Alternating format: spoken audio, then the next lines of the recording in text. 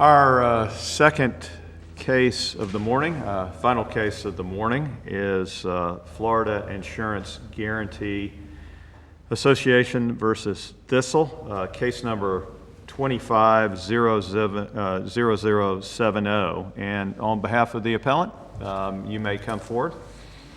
And please announce your appearance for the record.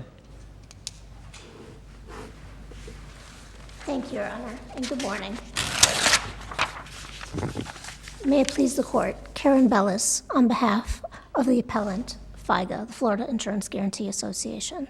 Ms. Bellis, would you like to reserve any time for rebuttal? I would. 3 minutes, please. 3 minutes. Please proceed. Thank you.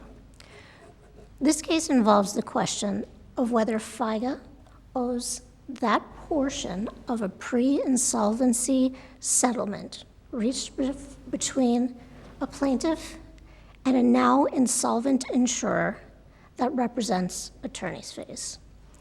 As we've laid out in our briefs, and as we have shown through supplemental authorities, the 3rd, 4th, and 6th districts, all with cases with relatively similar facts, have held that such a settlement is not a covered claim under the FIGA Act. You're not arguing that you're not bound by the original settlement, correct? The proposal for settlement for 50. You're not arguing that you're not bound by that settlement agreement, correct? Just the attorney's fees Correct. portion. FIGA has not contested, and in fact, I believe has forwarded the monies for. Was there a breakdown in that proposal for settlement as to the $50,000? The proposal for settlement did not have a breakdown, Your Honor. There's no requirement that a proposal for settlement do so, but instead, the proposal for settlement reflected that the complaint included a claim for attorney's fees, here, 627-428 attorney's fees, and that the proposal for settlement was inclusive of attorney's fees. A proposal for settlement. Isn't that usually pretty standard language, though, in a proposal for settlement? Only if the complaint and the claim include such a claim, because under 76. Well, wasn't what triggered this that she asked for different checks to go in different directions, and one of them was for attorney's fees? Isn't that what really triggered this? So, yes. So if the attorney had just said, hey, I'd like $50,000 to go to my trust account, we wouldn't be here?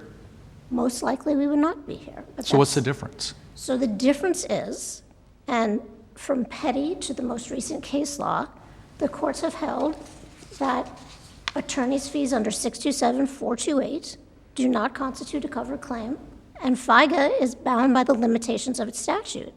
And here, the record evidence, uncontested, is that in confirming the settlement, again, the complaint has 627-428 fee claim, the proposal for settlement includes attorney's fees that are part of the claim, and that in confirming the settlement, and this is undisputed record evidence from plaintiff's own motion to enforce the settlement, plaintiff defines how this settlement will be allocated. So the plaintiff says $25,000 to me, $6,250 to a contractor, and another $18,750 to be paid directly to my attorneys. And once that happens, and you finished answering Judge Boatwright's question. I have a concern about the transcript. We don't have a transcript here, correct? We do not, Your Honor. And you know, and the cases are legion. When we don't have a transcript, that's a problem for reversal, because something could have been said at that hearing that validates the court's order. And we don't know that here, do we? We don't, Your Honor, but with all due respect, the lack of a transcript is not always fatal and is not fatal here. And I understand if it's on the face of the order or judgment, but I also read the cases, and I've got one up. I actually authored this opinion, Thurman versus Davis, when I was on the 1st District. The point is, if it is on the face, it has to be fundamental error on the face. And you would say on the face of this judgment order, it was fundamental error? It is, Your Honor, and it's clear from the record. We don't need a transcript to look at the original complaint, the complaint against FIGA, the policy, the proposal for settlement and plaintiff's own motion to enforce that concedes to this payment distribution. So in this case, How do we know there wasn't a concession at the hearing? there hasn't been any record evidence of that. I would believe that if the plaintiff thought there was a concession, they would have brought that up. So But we don't have a transcript, so we don't know. we don't, but I've got to imagine that if there was a You see my point. You just mentioned a concession, and suppose, I'm not saying it happened, but if FIGA said, we concede, they're right about this. So FIGA, I don't believe, would concede this sort of thing because FIGA's not going to pay this type of an attorney's fee award or allotment of payment to an attorney's fee without a court order. So I know that FIGA is not going to concede such a. Well, and again, and this is Thurman versus Davis. I'm just quoting part of it. It says the trial court's decision could well be supported by evidence adduced at the hearing, but not stated in the judge's order or otherwise apparent in the incomplete record. And this particular case, as well as many others, talks about the lack of a transcript frustrating our ability to do our business on appeal. And you would say in a lot of cases that's true, correct? When there has been a factual determination, yes. But there is no record evidence, there is no argument here that there's been a concession. And again, plaintiff's own motion describes this check payment schedule. And again, this is Thurman versus Davis. Additionally, the lack of a transcript frustrates a harmless error analysis under Section 59041. So how do we carry out a harmless error analysis without a transcript? Because there were no factual findings here, there is no evidence of a concession, and the facts of the bare record demonstrate what happened here. And plaintiff has not suggested otherwise. And again, the record is that the plaintiff specifically requested that $18,750 be sent to her attorneys. And the only claim for attorney's fees here is under 627428, which is not a covered claim under the FIGA Act. But you keep saying a claim for attorney's fees. This was a settlement. Where do you get that there was a claim, there was an award? So the settlement is a settlement of the claims of the lawsuit. The lawsuit included a claim for 627428 attorney's fees. The settlement, as evident by the proposal for settlement, included the attorney's fees that were part of the action. What's the policy limits on this policy? Over 300,000? I don't believe they're over 300,000, Your Honor, but I believe they're more. Much more than 50? More than the settlement. So you want to, you would like, you want the settlement enforced, but you don't want it set aside so they can go after more on the policy limits, correct? Well, the law is that FIGA is generally bound by a pre-insolvency settlement. However, up to not the policy limits, but FIGA's statutory limits. Because if this was a settlement for $10 million, FIGA, by statute, is only limited, depending on the case, to $300,000 or $500,000. Does the record reflect that the differentiation for the payment to the lawyer is because of Section 627.428? I mean, does it say that specifically? It does not specifically say that. Isn't that a problem? I don't Because we don't believe have that. I don't believe that it is under these facts, because there's nothing else in this case that plaintiff could have gotten attorney's fees for. Again, the complaint against the original carrier contained in paragraph 17 a claim for 627.428 fees. Ultimately, that case is litigated for a couple of years, and plaintiff makes a proposal for settlement. The proposal for settlement specifically states that it is inclusive of the attorney's fees as the action contains a claim for attorney's fees, again being 627.428. And then the prior carrier accepts that proposal, and then in confirming the settlement, plaintiff describes how the payments are going to be made and what allocation she is going to pay to her attorneys. Was ever a release executed? So there wasn't a release executed, Your Honor, but there was a release sent. And plaintiff's own motion, again here, motion to enforce The settlement. release outline these different payments for the fees? So the release outlines that there is going to be a payment directly to the attorneys. The amount, and this is attached to plaintiff's complaint against FIGA, the release is, and the release, which is sent apparently within a couple of weeks of first the proposal is accepted, plaintiff in confirming lays out the 3 payments to be made and to whom, and then somewhere right in the same time period, a draft release is sent over to the plaintiff, and the draft release, reflective that there's going to be multiple checks, has 2 checks, one to the firm and one to the plaintiff. And then it appears that what happens, they're 25 and 25 to the plaintiff directly and to the law firm, and then that $25,000 is actually split into 2 other checks, the $6,250 to the contractor and the other portion, $18,750 to the lawyers. But again, yes, it does include, the release describes that there's going to be a payment directly to the attorneys. And under the facts of this case and in the record, the only payment that could be made to the attorneys is for a claim of 627,428 fees. Those are the allegations of the lawsuit. And these facts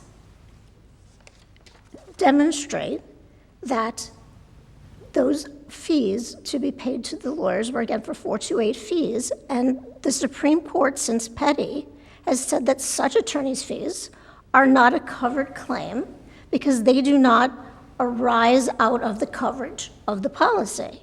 And under very striking facts since the 3rd District in the Ramos case, again, the similar global settlement, plaintiff attempted to argue that the global allocation with the Was there a transcript in that case? I don't know that we know that. But none of these are not factual questions that, again, it seems as though they all come from a motion, a plaintiff's direction, and who will pay. But, I hear you, but lawyers all the time concede. Lawyers all the time waive arguments, and we just don't know. I'm not suggesting necessarily it happened. We just don't know, and it's your burden to convince us that something was done wrong here, and we just don't know what went on at that hearing. And again, with all due respect, it shouldn't matter in this case because we can see on the plain face of the record that plaintiff requested $18,750 go to their lawyer, and the only grounds upon which that payment could have been made is attorney's fees within the lawsuit to settle the case, as the proposal for settlement said. And obviously I cannot recreate the record, but it is not fatal to this court's determination because this is not a factual. There is a mechanism for doing that. I know you know that, where you can recreate a factual record with the judge's input. So was any attempt to do that here? It was not, Your Honor, but we believe this is something that can be determined from the plain face of the record. And I have got to imagine that if there was a concession, my opponent would have asked to recreate that record. Absolutely. That's the second time you've referenced that. Is it your burden? Does he have to come forward and do something of that sort, or is it your burden to overcome the presumption of correctness? So it's our burden to overcome the presumption of correctness. It's their burden to prove that a settlement is within the terms of FIGA's mandate and FIGA's statute. And the evidence that the plaintiff filed in this case, the paper record evidence, establishes that this is a 627,428 fee that is not within FIGA's mandate. So, again, we would ask the court to take a look at the motion to enforce settlement filed by the plaintiff at page 4803 of the record, page 4805. The plaintiff admits to the request for the payment of $18,750 directly to her lawyer, but it doesn't argue that this wasn't for fees. Plaintiff has not argued that this isn't attorney's fees. Instead, plaintiff argues that because it's a global settlement, that it is all owed. And Petty establishes that that portion of a settlement that is fees is not covered by FIGA statute. And I would ask the court to take a look at the recent Cadet case out of the 4th District, as well as Ramos out of the 3rd, as instructive.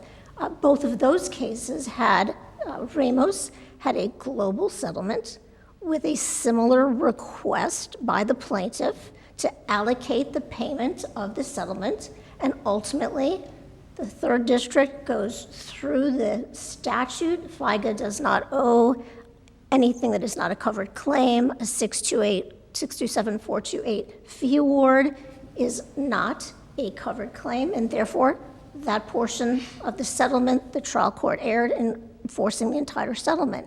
Similarly, in the Cadet case, the 4th District was faced with a mediated settlement that contemplated a subsequent allocation of the amounts. The subsequent allocation included, I believe, $27,000 for attorney's fees, and ultimately, following the water fire case that's recently come out of the 4th District, as well as Ramos and Cadet, the 4th District held that these fees were not, the trial court erred in awarding the full settlement to the plaintiff and saying that FIGA had to pay that settlement. And I know the court is concerned about the record, but there hasn't been a concession, and I don't think that, that is the reality of how this would work, because FIGA is bound by its statute. FIGA, and as this court has recognized in Williams, FIGA only pays covered claims in order to preserve its funds and not go bankrupt, to pay for covered claims. So, Go back to Thurman versus Davis again, and this is quoting then Judge, subsequently Justice Kennedy from Esau. The most salient impediment to meaningful review of a trial court's decision is the absence of a transcript. Bless you. bless you.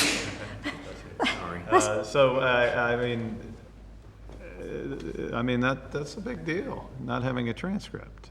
Is the point. When it, as Judge Saud pointed out, it's your burden, your client's burden, to demonstrate reversible error and present an adequate record. Isn't that, an impediment to our ability to make sure that the trial court was wrong here? Or not? Not in this case, Your Honor. FIGA's position would be not in this case because the record is clear and there isn't a concession. I don't have the record evidence of that, but I know it to be true. So I will reserve the rest of my time. All right, thank you.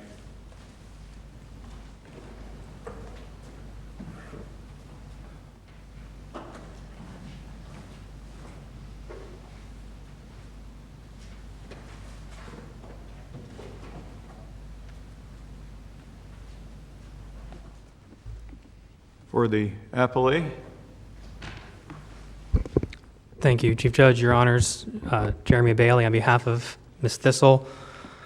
I want to jump into, I think, the 3 points that I've heard from Your Honor so far this morning. The first being the factual issues that potentially would have been seen in a transcript from the hearing. And I think that that really underscores the kind of factual black hole that this case comes to the court with. Because if you look at what the trial court did in its decision, it's 3 paragraphs, right? First paragraph, motion granted. Second paragraph, the court specifically makes a finding, right? It says court finds and describes when the court, based on the arguments and evidence before it at that time, determined the parties' settlement had been consummated. And that's important because the parties' settlement had been consummated when the PFS had been served and the notice of acceptance had been filed. And that's what the court said was the trial court's finding was that was when this settlement was consummated. So you would say that statement, and that is from the order finds, is a factual finding by the trial court? Absolutely, Your Honor. That is a factual finding because it's determining whether or not there's a meeting of the minds, whether there was a settlement between the parties on this particular claim. But then the order goes on to then make a second finding in that same paragraph. It's that the parties in the performance of the agreement then had the extra term about how the settlement checks were going to be issued. And the court, again, finds, and if I may add a third or second finding, however you want to categorize it, finds that it was the parties' subsequent course of performance of the settlement agreement where the check splits were discussed, and that it did not contradict the prior settlement where under 768.79, the trial court has the ability to enforce the settlement agreement if there's a PFS served and a notice of acceptance filed. And that was the predicate finding by the court that occurred. And that's important because the second factual issue that I think is kind of glaring in all this is that FIGA is asking this court to presume a lot of things. They're asking this court to presume that because the complaint included a claim for attorney's fees, and presume because the PFS was inclusive of all the damages and fees, and it had to say whether or not it was inclusive of the fees, and then because there's a check paid to the law firm directly, that this court should make a different factual finding than the trial court and find that that was actually an agreement between the parties for attorney's fees under 627.428. But what that ignores is that there was no evidence before the trial court as to what that check split was for. We look at this case, this was a case that was filed in October of 2020, was settled on the eve of a March 13th trial date. And at the time that the parties settled this case, according to the plaintiff's witness list, which is at 4301 to 4303 of the record, they had hired multiple experts. They'd been to mediation. There was a general contractor, a weather expert, a professional engineer. There was obviously cost. And FIGA has asked this court to just assume, again, with our kind of factual black hole, that it was actually an agreement solely for attorney's fees under 627.428. But FIGA's not arguing here today that they wouldn't be liable. There would be no impediment to the recovery of costs. Absolutely. FIGA's not here saying that they're somehow immune from 57.041, the standard cost shifting.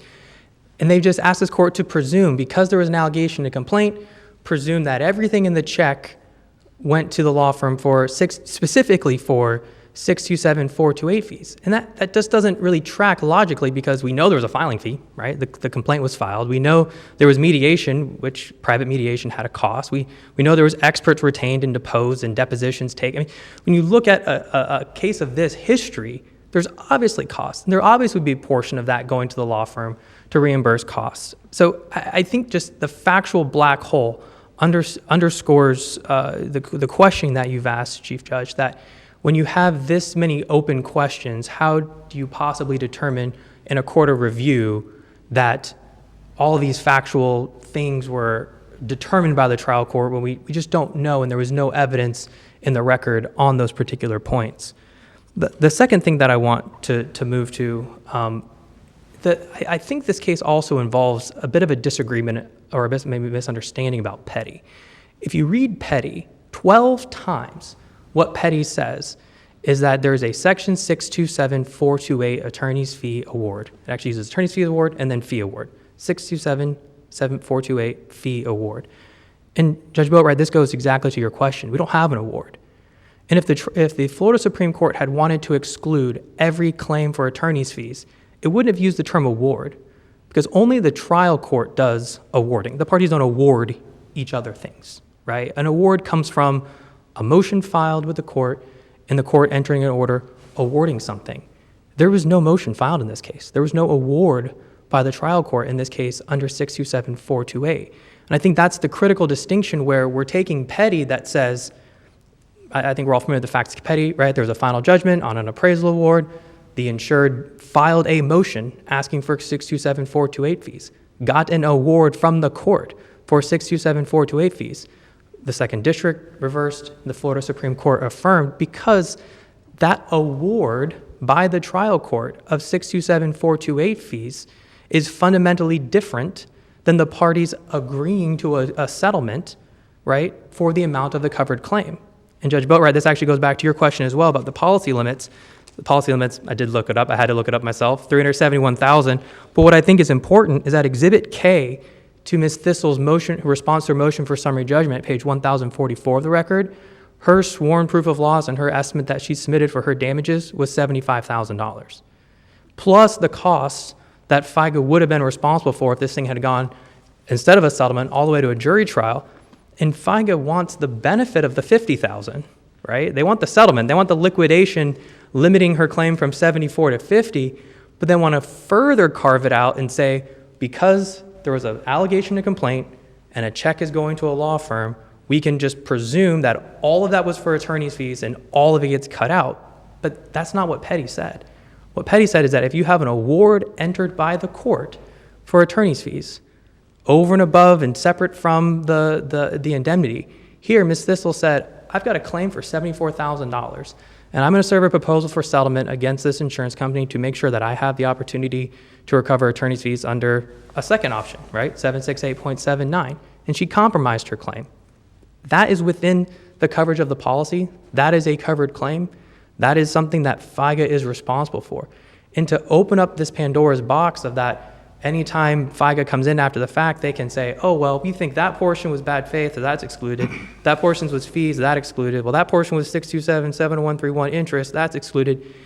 It's completely rewriting the parties' settlement agreement. And it's allowing FIGA to pick and choose, we want the settlement because we want the liquidation, but we don't want the settlement because we want the number to be less. And I just don't think that's what the law allows in terms of settlement agreements. And that was really my third point. I kind of just bled into it, that the conclusion of both the initial brief and the reply brief asked this court specifically to both enforce the 50 and not enforce the 50. Enforce the 50, but give them a discount. And that's just not how Florida... Let me ask you a question onto if you're successful on appeal, and you mentioned award, you made a motion for appellate attorney's fees. Under what authority are you entitled to those? So our position is that the FIGA statute says that FIGA is responsible for attorney's fees under 627.428 if they deny the claim or any portion thereof. Any portion thereof is the language that we're relying on, because You're saying by not enforcing the settlement agreement or not paying the settlement agreement, they're denying your claim? they've absolutely denied the claim. Correct. They're saying that, they stood here today and said it's not a covered claim, or at least a portion of it's not a covered claim, and they're denying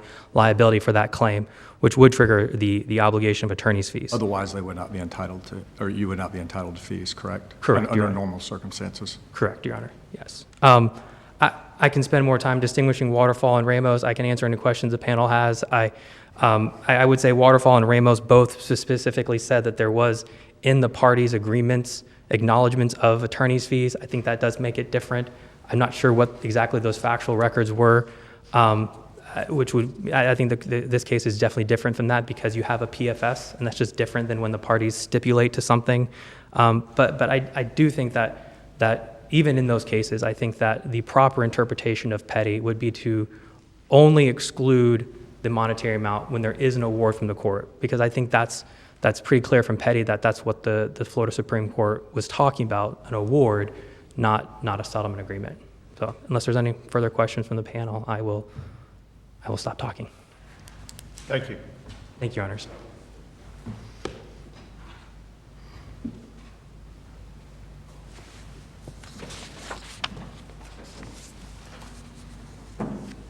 Rebuttal? So I'd like to begin by saying, while not briefed, FIGA has not denied coverage in this case, but contested what amount was owed under its statute. With regard to the merits, the face of the record, again here, it is apparent. Why couldn't all of this be costs? How do we know it's not costs? And costs would be something FIGA would be responsible for. That depends. FIGA is not responsible for penalties. The fact that you're saying that depends, they could be. FIGA is not responsible by its statute for penalties, and certain costs are penalties, so they would not necessarily be responsible. But here, But under 57041, the standard costs of litigation, FIGA would be responsible for those? under the right circumstances, they might, yes. So how do we know, what we just heard, how do we know it's not all costs? How do we know? Because we don't have a record of it.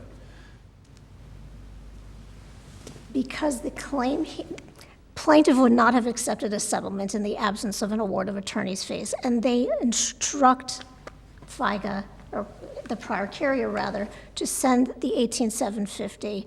What to- percentage of this amount is costs? We don't know that, Your Honor. Well, isn't it, I mean, that's the essence of why we need a transcript. So, again, and then, if that is the case, then all of the sister courts who have recently ruled from Waterfowl through Cadet and Ramos are then going to be incorrect, and perhaps we have conflict. Because in those cases, very, very similar to this case, the face of the record demonstrate the check was going to go directly to the attorneys, and the appellate courts reversed the instruction that FIGA had to pay the full amount of the settlement because there had been a 627,428 claim, and those fees simply were not owed. And there doesn't need to be a factual finding here because the face of the record, plaintiff's motion, says that in confirming the settlement, which is the time of the settlement, they requested the monies be sent directly to their attorneys. So it is our position that plaintiff's own concession that these amounts were to be sent to his attorneys demonstrates that this was a 627,428 award, and we would request that this court reverse the order below and remand with instructions to deduct the amount that was to go to the attorneys. Thank you.